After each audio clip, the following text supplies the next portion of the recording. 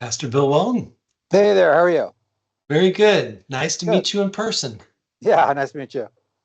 Or over the internet. It's kind of like in person. Kind of like in person. It's pretty good. Yeah, yeah. Thank you for taking this interview. I've been I've been your fan and Undercover's fan for a long time. So this is very special for me. Good. Glad to do it. Thank you. Okay. So first question is, how did you become a musician? Oh, I started music when I was 8 years old, back in elementary school. Joined the elementary school band, played alto saxophone, and continued on with music until I graduated from college. I actually got a bachelor's degree in music. So Yeah, I noticed on some of the albums that you do sax on. I think Francine's got you doing sax. Is it Francine? I know you Fran- do sax. Is that yeah, right? there was two or three songs. Yeah, there was Yeah. 2 or 3 songs that I played saxophone on. Yeah, Yeah, awesome. yeah. And how did Undercover begin as a band? How did it form? Well, I was kind of the latecomer to the whole thing. There was some bands there in Yorba Linda. We were all in Yorba Linda, California, Okay. and there was a group of guys. Joe Taylor and Jim Nicholson were in one band, and then some other guy, Rick Alba and Dave Hackbarth, who was our sound man. They were in another band, and those bands both ran their course, and then they kind of joined forces, and so Undercover was born, and I found out about Undercover. I started attending Calvary Chapel, Yorba Linda, Or and Belinda, yeah, okay. Yeah. yeah, and there was an ad in the bulletin, church bulletin, bands auditioning for a singer, and I was on a 6 year backslide, and had been singing in clubs and all that, So Right. I was wanting to continue on with music, but I had no idea where I was going to find that outlet, and so I auditioned for the band and I got it. So Wow. And thank yeah, goodness you did. yeah, I am very um, thankful. yeah, yeah. No, I was this is really Undercover dominated the landscape in the early 80s. It seemed to be the most popular band in my opinion because I could feel the most people would want to come to an Undercover concert that would typically never go to church at all. Um, and so you just really drew the biggest crowd, which means people vote with their attendance and their dollars by buying albums.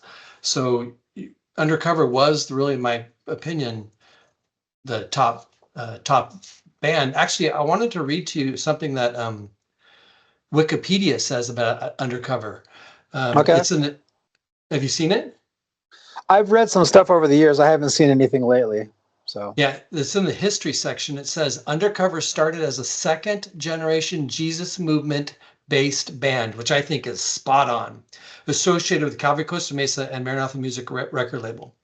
And then it said God Rules, the title track of the second album, is a song that set apart Undercover in the Christian music scene from the rest of the beginning bands. I thought that is really well done, um, really well stated, because the first generation, I think that Greg Laurie did a great job of explaining the first generation of the Jesus movement in the movie, the movie that just out, Jesus Revolution. I thought that was great, but then the second wave or second generation, which is, I think, the Saturday Night Concert series, is kind of unspoken. No one speaks about it, but there's so many people were affected by those concerts that yeah, really kind of led into the Harvest Crusades. The so much success every Saturday night for so long. hmm Just I thought that Wikipedia did a great job. Okay, but sorry, this is about you, not me. no, no, that's okay. I would agree with you. I thought we certainly weren't in that original wave of love song in those bands, but Right, I think starting in 1980 there was a second wave. I don't think it was as big as what happened with the Jesus Revolution hippie movement. This was a new group, a new right, generation. yeah, It wasn't as national or worldwide, but regionally, it was powerful. So, right. There were so many amazing bands. I can name quite a few off the top of my head. Your Lifesavers, your 441, your Altar Boys, there's a considerable list yeah, that there were is. playing every Saturday, Yeah, and it was a great time in my opinion. it was.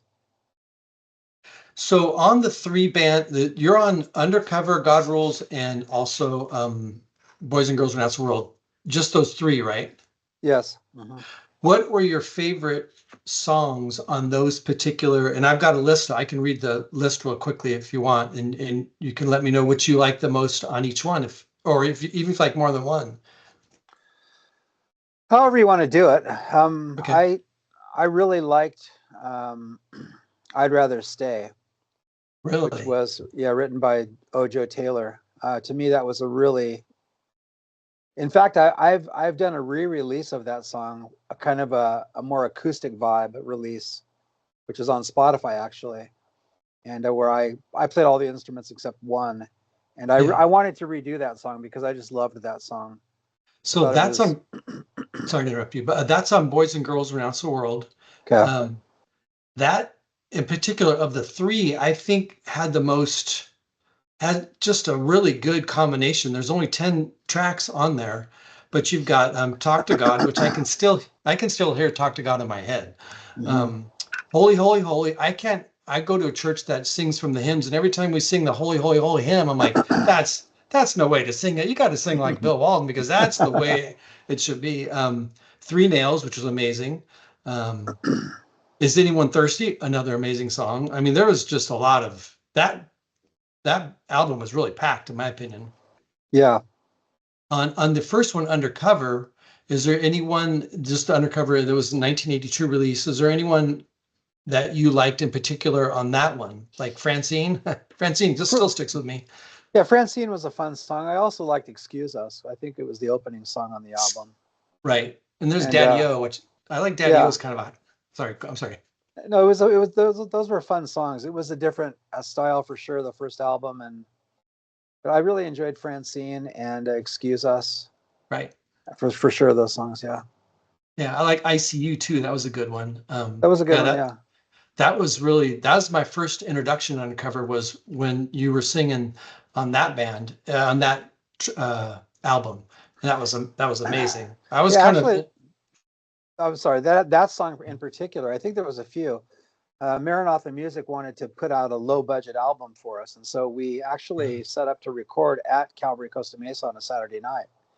And I don't know if we played poorly on some of the songs or there was technical problems, but ICU ended up being alive at Calvary Costa Mesa. right. And on the second one, God Rules, was there any particular songs that you really liked on God Rules? You know, this is where maybe you should read some of them off. Okay, I'm sorry. Yeah, Uh, there's New Creation. yeah, that was fun. That was a fun song. There's Closer to You. I enjoyed that one as well. He Takes Care of Me. I can still hear that one in my head. Mm-hmm, mm-hmm, I like that one. I Still Want You. I like that one too. How's it going? mm-hmm. I Never Knew. Jesus Yeah, Girl. That I was a wrote that one. yeah. I did too. Oh. His Love. Jesus for Me. Jesus is the best. I am the resurrection. Now, is I am the resurrection? Is that a hymn? Yeah, Okay, that's why. mm, Okay. yeah, God Rules, of course, and then Wait a Minute. Oh, I like Wait a Minute. That was a good one. yeah, And it then was fun. I Love God. I Love God Those was especially good. That was a favorite song of mine. We often right. closed our concerts with that song as the last song, and in fact, I remember playing somewhere. It might have been in Seal Beach or Long Beach or something where I couldn't finish the song. Actually, I was so kind of choked up over it. Really. Yeah, I just couldn't finish the song singing. It was one of those moments, you know. That's awesome. Yeah. That's amazing. So the next question I have is, only as much as you want to talk about on the switch over from you to Sim Wilson, how did that work? Or if you don't want to talk about it, you don't have to, but because I didn't, as a consumer of the product, everyone noticed like, where's Bill Walden? Right. Because it wasn't really talked about. Yeah. Well, there was probably reasons, multiple layers. One of them, I think, this is probably a poor example, but it's kind of like, well, a little bit, and this is probably the least of the reasons, but I'll start here. It's probably a little bit like how George Harrison felt being in a band with Paul McCartney and John Lennon, you know. Right. And I was starting to want to write more songs and wanting kind of to do my own thing. Right. So as was Steve Pannier with the Altar Boys. So we both wanted to break out and kind of do our own thing. So that was part of it. Sure. The other part of it is, we had a bunch of alpha males in the band, and alpha males bump heads, So there was some head bumping that went on, and it just felt like it was time for a change. So Right. yeah, It we're all it seemed we're all friends today, but excellent, of course. brothers fight. It seemed to me like the band sort of went a little more aggressive and maybe a little more secular after you left, but like not like bad, but just more not as aggressive on the on how to say it. It just seems like it changed a little bit, but every band changes. A marriage changes after, things change, you adapt, but Right. it just seemed like it changed a little. And I mean, I noticed it as a viewer and a purchaser of your albums. So, but that's the way life is. And Yeah, well, there was some of that too. The band, I think, not only musically but spiritually, was starting to go in a different direction, and probably before I actually understood what was happening, I could feel things happening, and it just sure. felt like a good time to leave. So Right. I've Yeah. I've never regretted it. I thought it was absolutely the right thing to do. Right. Because you went on to other bands, right? Yeah, Steve Pannier and myself, we started a band called The Fourth Watch. Okay. We had one album out together. We played 3.5 years and played around a lot, and kind of got our songwriting feet more wet.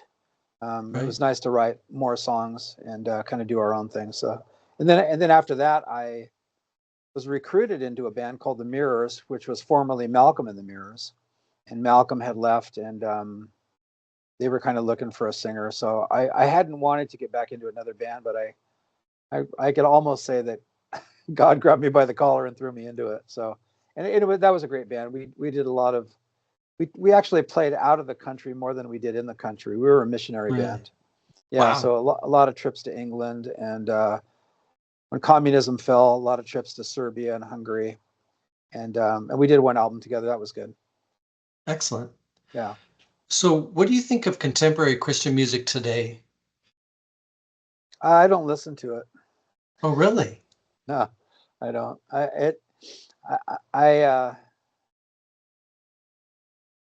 I don't listen to like pop music either, pop music on the radio, So Right. I hate to say it, but kind of for me, and this is always subjective, but uh, the Caleb stuff and all that, I don't care for it, and Right.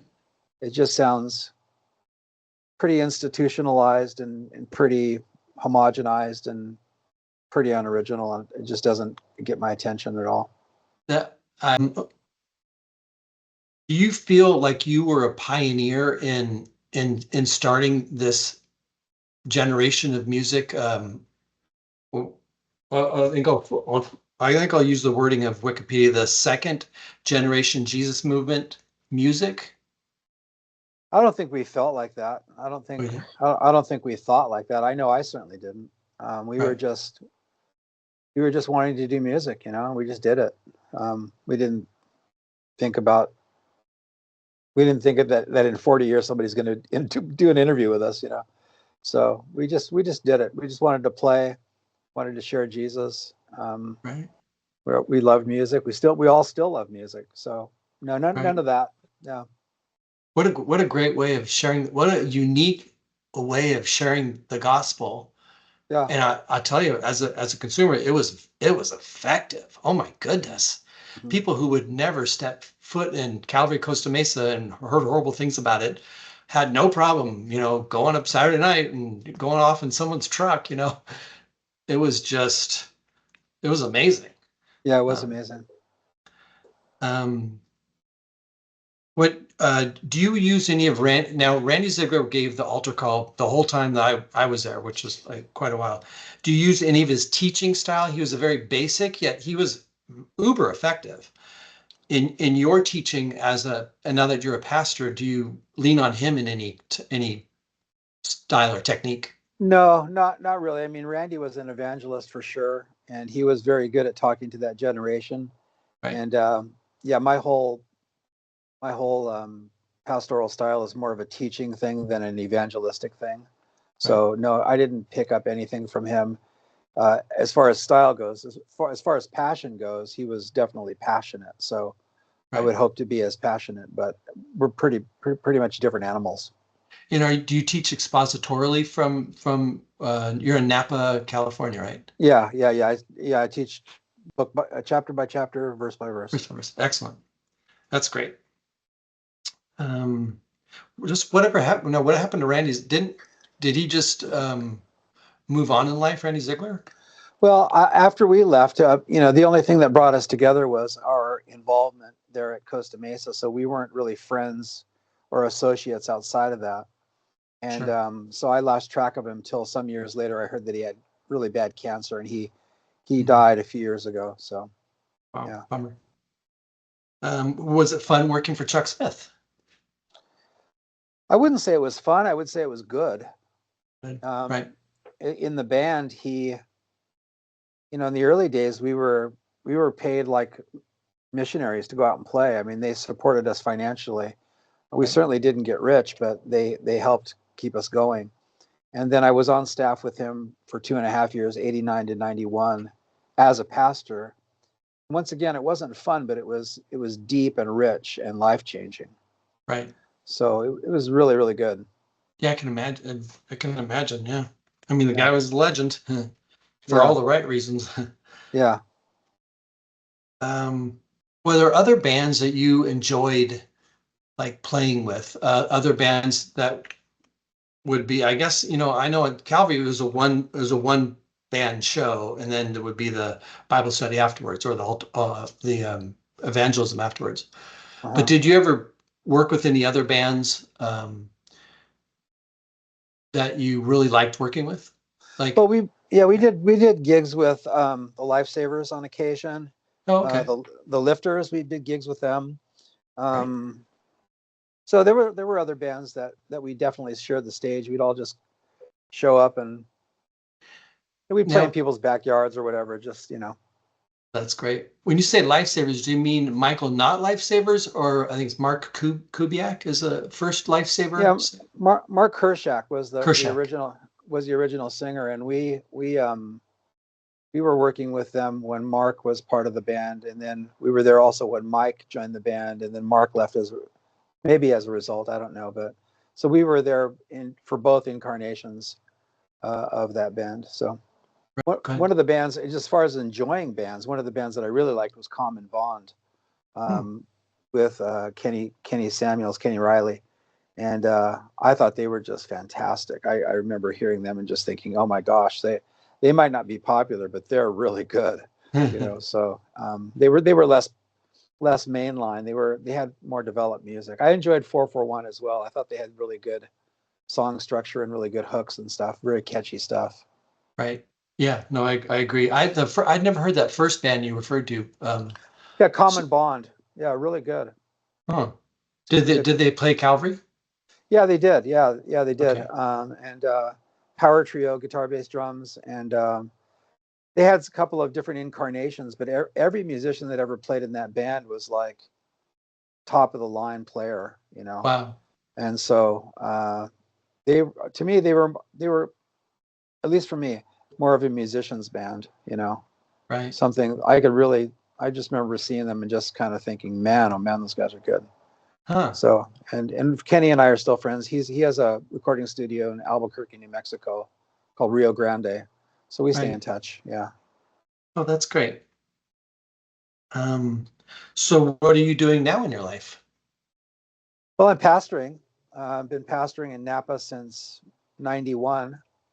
Wow.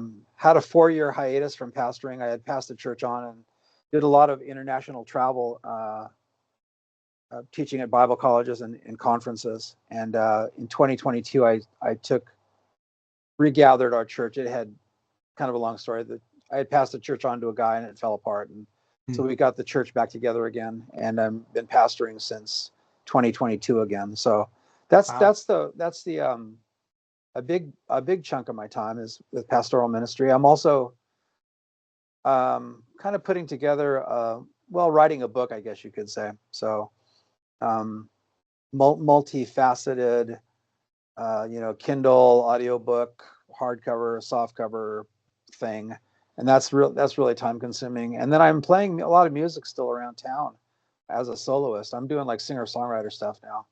Wow. And I've released, in fact, I released an album in 2018. Joe Taylor produced it for me. That was kind of my first venture into something legitimately solo. Wow. Since then, I've done a lot of releases, singles and albums. But for me as a pastor, I don't have time to rehearse with a band. Right.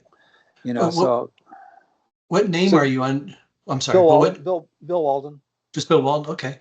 So I've Okay. got a Spotify account, Bandcamp, and SoundCloud, and got some worship songs out there, and some.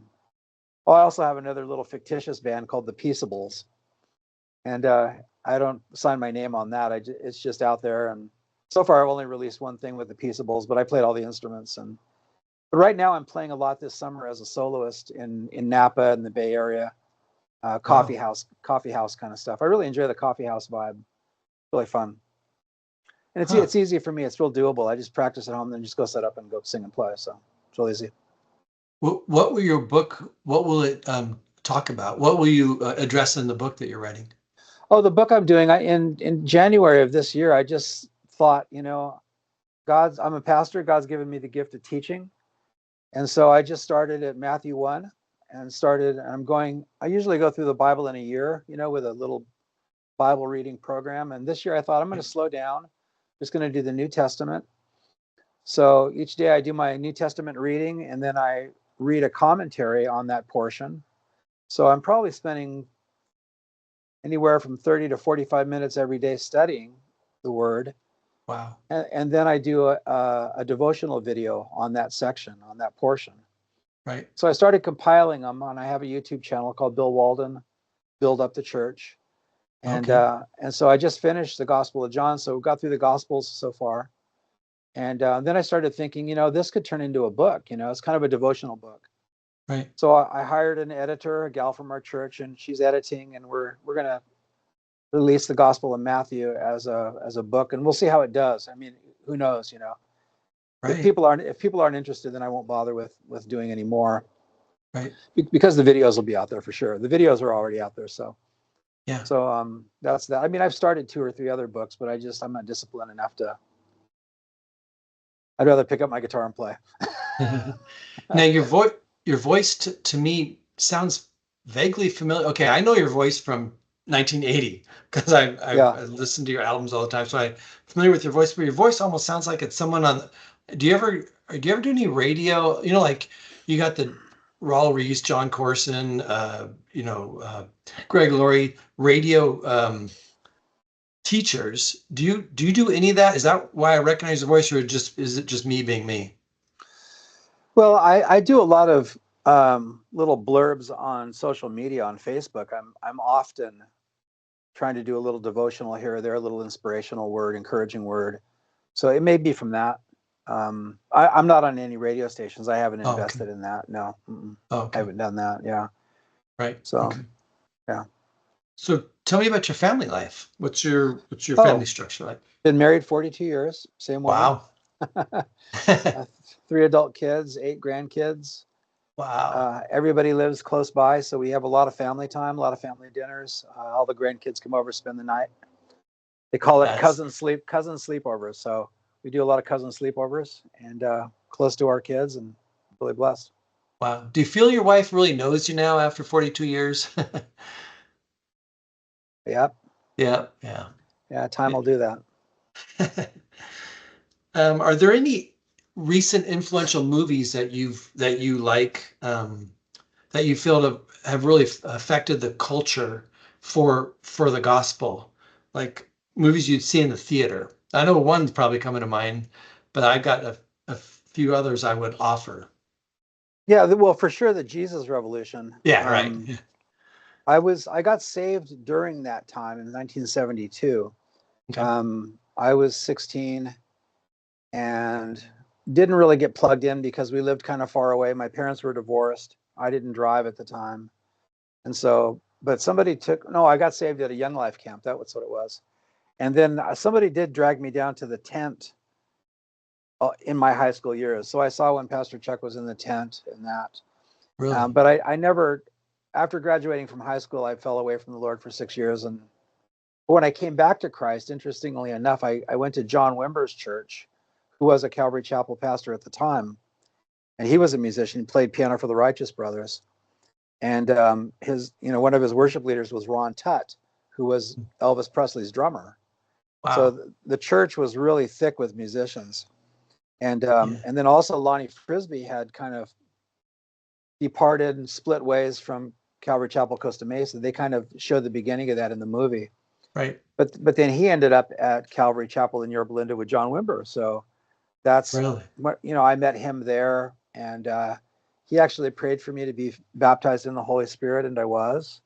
And Wow. in those days, there was a lot of kind of spiritual craziness, Right. mixed in with spiritual realities. So Right. they were side by side. But Yeah. that's for me. That's why the Jesus Revolution movie was so important, because like I knew those guys, Yep. and so it was, and those are my roots. So our church actually bought out a theater and just invited people for free.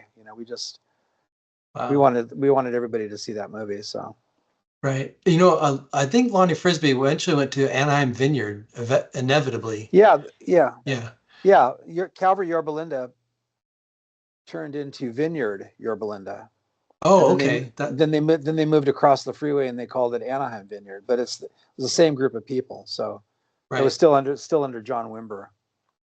Excellent. Yeah, that's So um how about, did you see the Mercy Me movie, I Can Only Imagine? And did you like that? I did. Yeah, I enjoyed that. Yeah. Yeah, I enjoyed it. Yeah, it's a good storyline. Yeah. Right. And that's one I really like, that worship song, I Can Only Imagine. It's really, but every time I hear that song now, I think of an abusive father, and what a great, Dennis Quaid played the father. What a great job he did.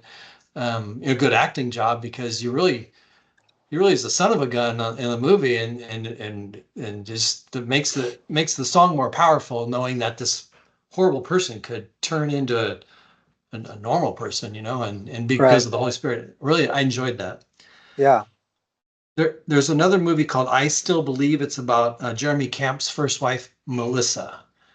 Yeah, That I didn't see that one. Oh wow, it's a cry. I saw it with my generation, my Gen Z children, and they're like, "Dad, you cried too much," and it's a crier, but it's a pretty good movie too. And Good. Jeremy Camp's got fine music. Yeah. Um, well, that's all I have. Is there anything you want to add, maybe about the status, how well your church is doing, where it's at, like Yeah, Cornerstone Fellowship Napa. mhm, Church is doing well. We have a YouTube page, and if people want to see the sermons, they're there. I would right, also invite people to my YouTube page. I do a lot of stuff on YouTube. And so if they want to get encouraged, my devotional videos are like 6 to 8 minutes long. They're not long. oh, that's So good. if people are looking for kind of a daily dose, have your cup of coffee and watch a video kind of thing, that's available. So yeah, I mean, Excellent. I love the era that we're living in musically, because back in the day, none of us could be doing this on our own. I mean, I have a laptop on my desk and I record an album on it, Right. and I think it's pretty amazing that musicians now have those abilities to do that. Um, that being so, the downside of it is if you have a laptop, you can do an album, but whether you're any good or not, you can do an album. And so there's a lot of music that I don't like, but it's kind of a two-edged sword. But Right. I just it's good to see people still following Jesus, and a lot of them have turned away, you know, and Yeah. it breaks our hearts to see that happen. But God is Right. still good, and I still pray for all my friends, and I'm still friends with a lot of those guys, and Right. they're on different levels in their spiritual walk, or maybe not even walking with the Lord at all, but there's something about playing in a band with somebody that you're kind of in the trenches for a while, Right. and so it's Uh, pretty unique. A favorite pastor of mine has a saying. He says, Satan never has a good day. And Satan, he's a roaring lion, right. and he's looking for people to devour. And some have certainly been injured, and others seemingly have been devoured or close to it. I mean, God knows those things. I don't know, but I still love my friends and I pray for them. And Totally. if they needed something, I'd be there. If I need something, they'd be there. Excellent. Regardless of where we may have gone down different paths, and Yeah. and it doesn't even matter whether we're in close communication all the time. We don't have to be. We shared a deep thing, so that remains in my heart. That remains to this day. So Yeah. Well, is anyone thirsty? When you'd sing Anyone Thirsty, then you knew that even if you were not there, if you were there for the entertainment value, because it was entertaining, sure. you knew you're going to be confronted with the gospel, and Yeah, and yeah, it wasn't light. It was, you're going to make a decision one way or another type of thing, which yeah, was yeah. really, it was amazing. Hmm. And people who had no interest in God were there for the entertainment value, and then they get confronted with reality, because there's at least a movement that wants them not to go the wrong place. So Right. it was amazing. Yeah. One other thing I neglected to say was that, I mean, I ended up becoming a pastor, but it was a big influence on me. We used to play for Raul Reese an awful lot, and Greg Laurie also. And, we'd play, but then those guys would get up and preach. And that really impacted me a lot, watching those guys preach and seeing the power of God's word and seeing people respond. So I think that was laying the foundation for my pastoral ministry.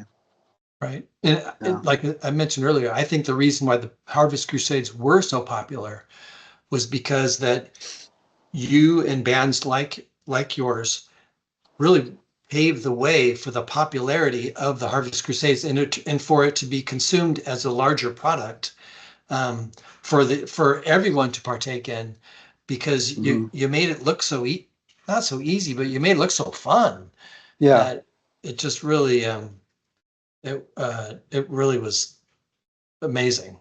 Yeah. Okay, I really liked the Jesus Revolution movie, but I think that's your first phase of the movement.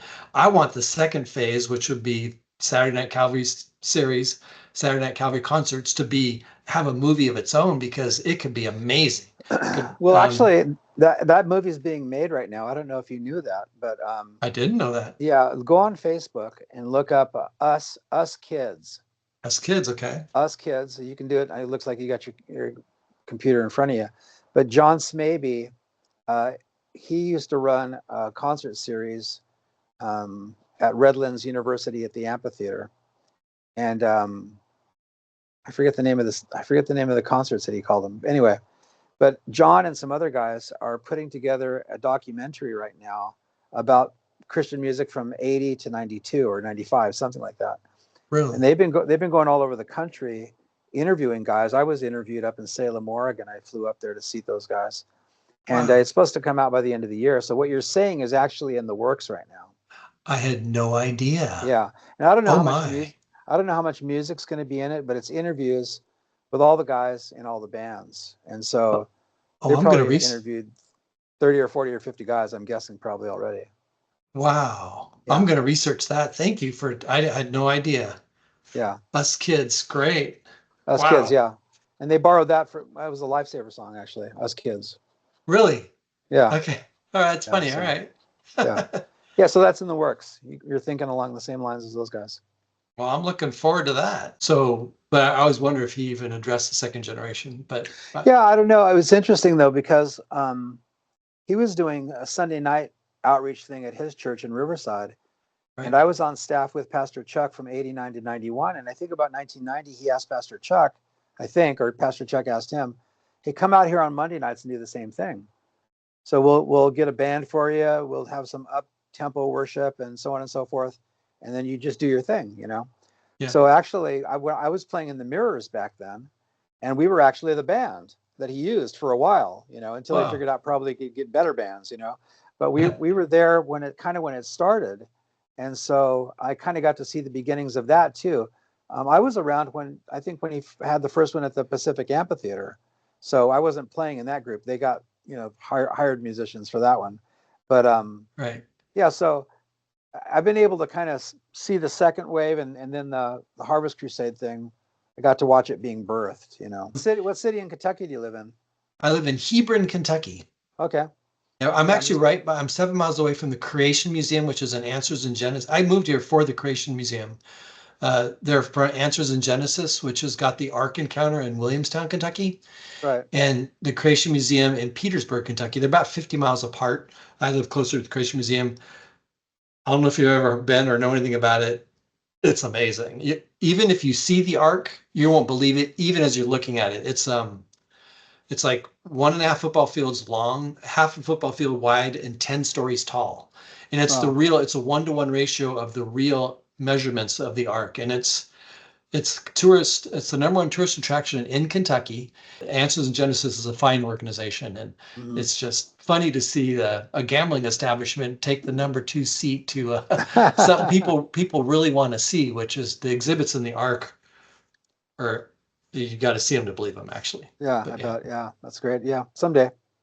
yeah, very good. Well, thank you so much for your time, Bill. This has You're been welcome. amazing for me.